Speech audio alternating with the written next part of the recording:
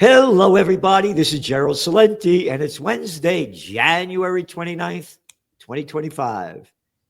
And we have with us again a man of men, someone with real heart and soul and spirit of what used to be called America, when there was a thing called the Constitution and the Bill of Rights. We got no rights anymore, and rip up that Constitution. I'm in charge. I'm the president. I'm whoever. We have Judge Andrew Napolitano with us today again. And Judge, thanks for being here. And you have a very important article coming out. We have a new Trump administration that's taken over. And do you think we're going to lose more of our rights, or is he going to give them back to us? You know, Gerald, good morning. It's always a pleasure to be with you, as you know, no matter what we're talking about. One of the few decent things that Joe Biden did in his presidency was to prevent the government from buying and to prevent an Israeli company from selling anywhere in the United States something called zero-click. Zero-click is insidious software that allows the owner of it or the possessor of it to gain access to your mobile device, your desktop, your laptop, your mainframe, without tricking you into clicking onto a link. It is the most intrusive software on the planet, and there is no known way of identifying it.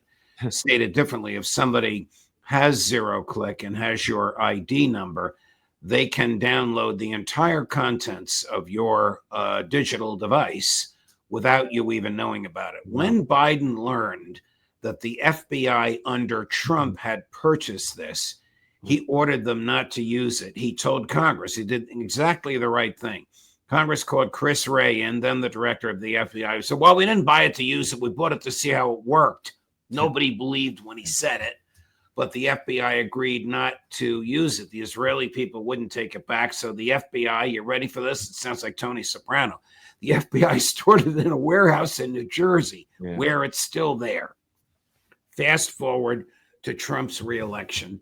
It's the tail end of the Biden administration. The Biden people want a ceasefire deal. The Trump people want a ceasefire deal. Biden wants to take credit for it. Trump wants to take credit for it. He sends Steve Witkoff, his billionaire real estate developer buddy from New York, who he says is a great negotiator. And bingo, there's an agreement. Well, there's an agreement. There's also a side agreement, not reduced to writing.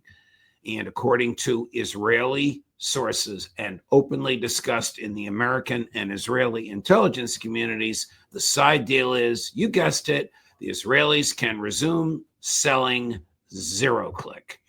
Well, it's hard for me to imagine that a president who was victimized by warrantless spying by the FBI before he was president, by the FBI while he's in the White House, is going to unleash this warrantless spying on the American public. But that is what's happening.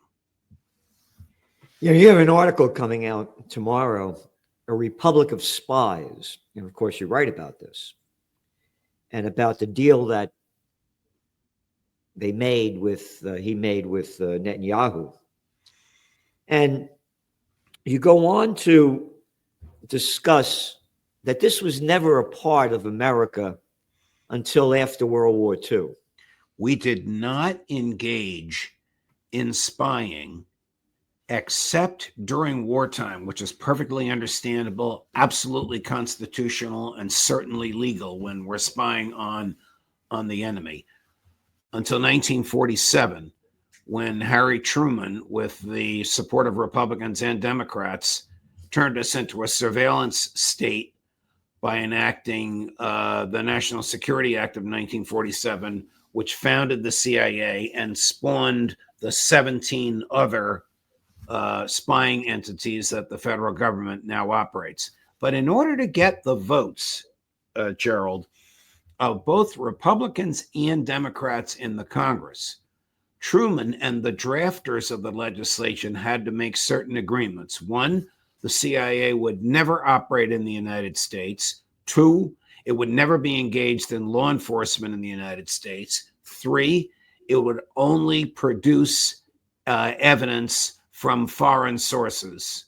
And four, it would never be physically present in the United States. All four of those have today been violated. The CIA is in your kitchen. I kid you not. When he was the director of the CIA, David Petraeus, gave a speech boasting about how effective CIA spying was on microchips in microwaves and dishwashers. And an agent for the CIA who was listening to the speech, furious about what they were doing, taped it and revealed the contents of the speech. So we know the CIA is in your kitchen. We also know from two governors to whom I spoke that they told me that the CIA was located in their state houses, and the CIA people in their state houses told them we're in all 50 state houses. So the culture of spying is so endemic to the American government today, so contrary to law, so contrary to the Constitution, so violative of the Fourth Amendment. Everybody does it, even the present president, who was egregiously victimized by this spying before he was president and during his first term. That's where we are today, Gerald, and that's why I wrote this column. You know, it's disgusting what's happened. You mentioned that guy Petraeus. How about betrayed us? That's what he should be named. David betrayed us. An arrogant piece of crap as far as I'm concerned. This is a slime ball. The same guy that was the brought over there by Obama, the Nobel Peace of Crap Prize winner to Afghanistan. Right. The Afghan troop surge. Right. And he was the head of it, bragging about the victory that they were going to have. That little lying piece of scum. Well, David betrayed us. Yes. That's who he is. Yes.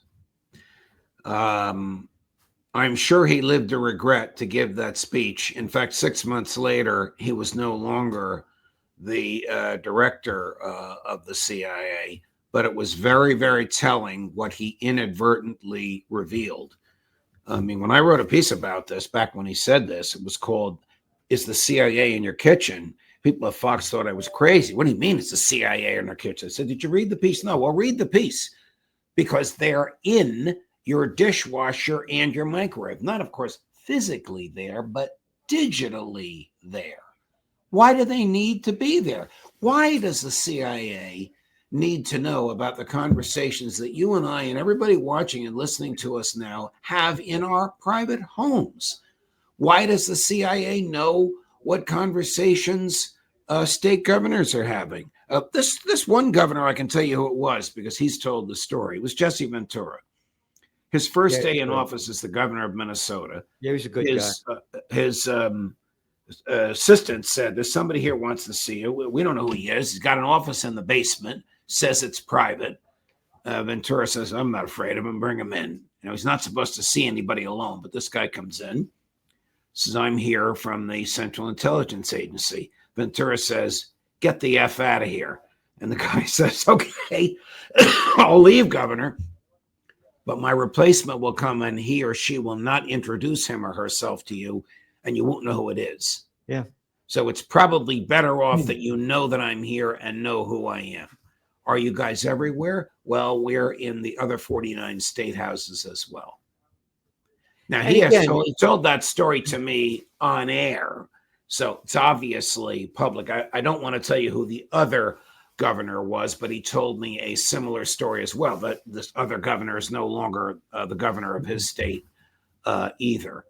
But it just shows you what has become of this country. And even though we have a president who was victimized by it, he still goes along with it. Why? The CIA must have, the intelligence community must have such dirt on people that everybody's afraid of it. Justice Scalia told me that the government was spying on the court, and he knew that every phone call he had, and he once said to me, including the one I'm having with you now, Andrew, it was being listened to by the feds. You know, when you look at this, again, what it costs us, since 1947, probably several $1 trillion in investing in these crimes. That's another thing, Gerald. The Constitution says no money shall be spent from the public treasury except that which is approved by Congress and recorded in a public journal. Try to find the public journal that records what the intelligence community spends. You can't find it. It doesn't exist. And look at the great accomplishments that they've achieved. Name me one. Name me one that the NSA, Homeland Security, CIA, tell me the great achievements that they've made. In order to answer that question, the FBI engages in stings. They find these loner dopes whom they persuade to think that they're going to attack the government, and they give the guy talcum powder and he thinks it's an explosive. And then they have the cameras ready from the local television station and they swoop in the last minute and they save this guy from igniting the talcum powder, and they claim they've saved the day. This stuff is farcical, and they do it over and over and over again. I don't know if Trump's nominee, Kash Patel, is going to allow this to continue. I hope he stops it. Before he was the nominee, he condemned it. Again, there was someone that happened over here in Newburgh. Remember that one? It was something like that too, where they set the guys up. Innocent guys. They gave them money. And then they make a big, again, they've accomplished nothing. And in your article, and again, everybody got to go to Judging Freedom, by the way.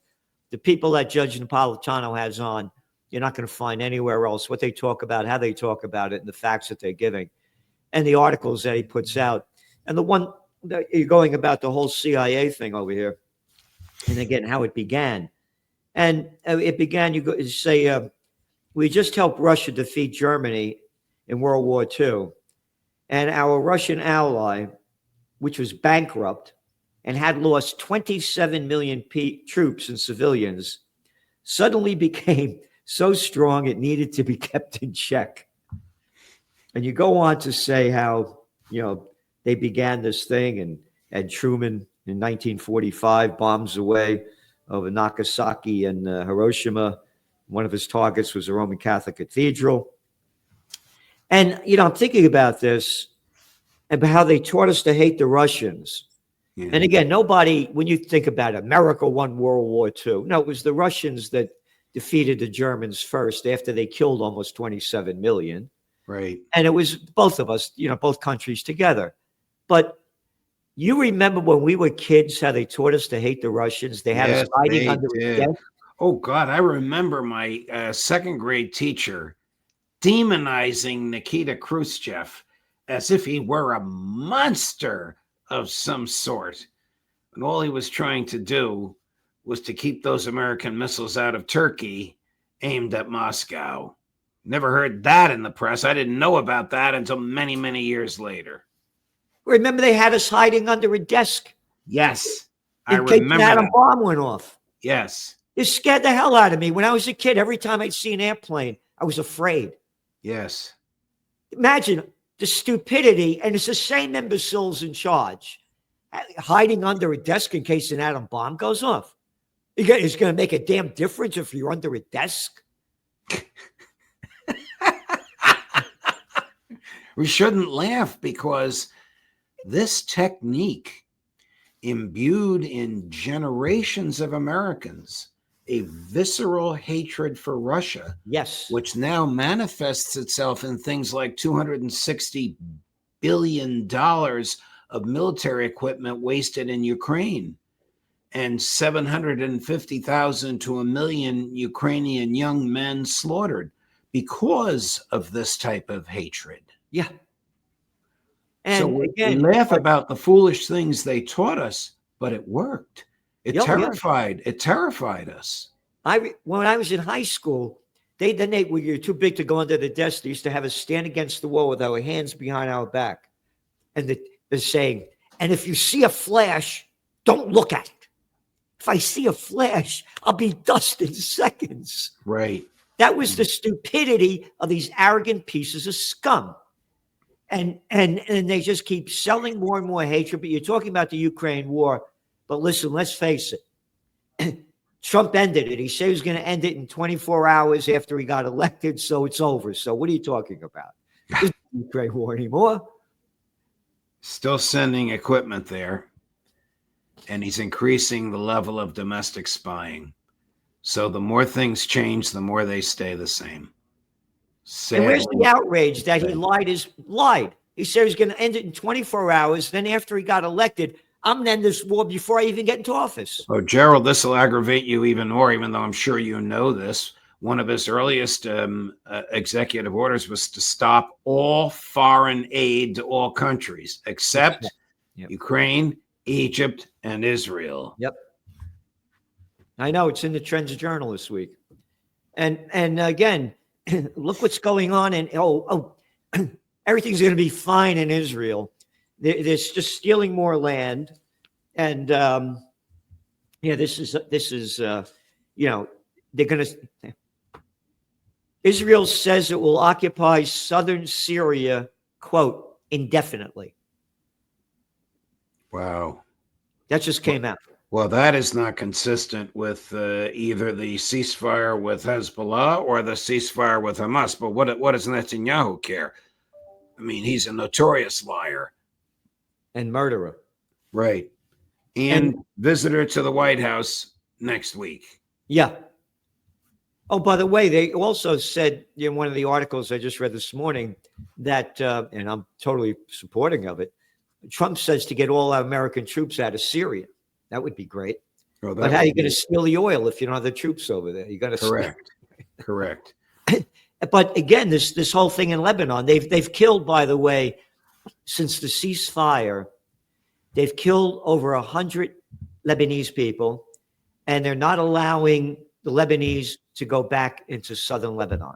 Israel's not. I don't know how this is going to end because Trump is beholden to that Mossad asset, Miriam Adelson, utterly and totally beholden to her. I mean, she was seated right behind Hillary Clinton on the dais at Trump's inauguration, and Trump himself chose who was going to sit on the dais and where they would sit. No, so he's going to be coming to the United States next week, and they'll probably give him another big round of applause like the last time they brought him in. How many standing ovations did he get? Oh, he had 58 standing ovations in a 56-minute talk, the core of which attacked Americans for exercising the freedom of speech. So, well, we'll have to see where this is going to go, and hopefully, it'll go in the right direction, but I don't think it's going to. I think Israel's just going to keep ramping up this war, and I'm concerned that Iran is next on the ticket. And if that happens, it's going to be, it'll be horrible. Agreed. Agreed. But we'll keep monitoring it and keep talking about it. Okay, Judge. Thank you so much for being on. Thank you so much for all that you do. Remember, everybody, go to Judging Freedom, because this is a man, the judge, that knows the facts, gives them to you, and the people that he has on. Two of your biggest admirers today, Phil Giraldi and Colonel Douglas McGregor. Oh, yeah. Give him my best. And thank you again, Judge. Thank you, Gerald. All the best.